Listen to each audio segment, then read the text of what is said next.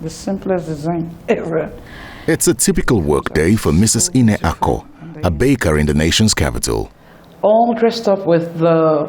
For 9 years, she's been in this business, meeting the needs of weddings, birthdays and other events, thus creating jobs as well as contributing her quota to national development. If we have to do it, that means...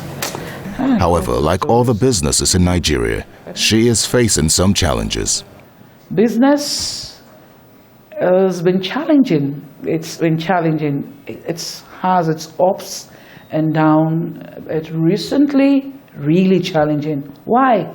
Because of the high cost of raw materials lately, due to the dollar hike and so many things, you know.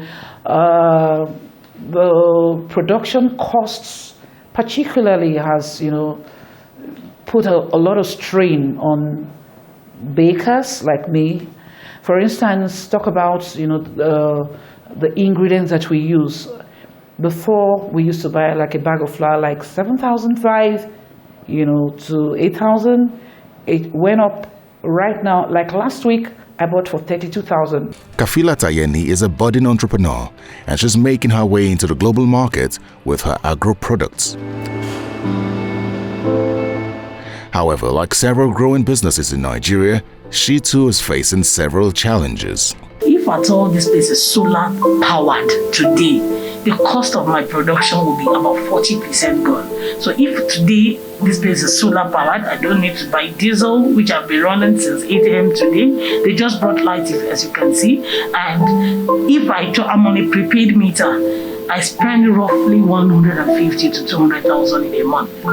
Nigeria is ranked 131 among 190 economies in the ease of doing business, according to the latest World Bank annual ratings. While the government considers this as an improvement, challenges such as poor infrastructure, lack of access to finance and insecurity still persist. Some of the parameters used in ranking countries for the ease of doing business rating include starting a business, dealing with construction permits, access to electricity, access to credit, payment of taxes, trading across borders, and contract enforcement.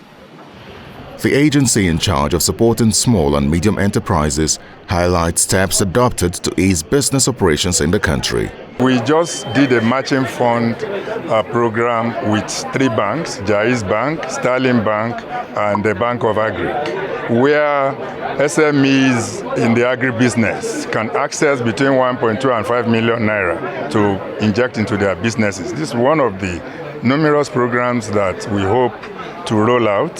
Some of them are ongoing. Some, for example, before the end of this year, we plan to also launch a microfinance bank. So, and this microfinance bank, the agency has the largest share, so that we'll be able to control how they on-lend to MSMEs. Nigerian entrepreneurs indeed have all it takes to contribute their quota to national development.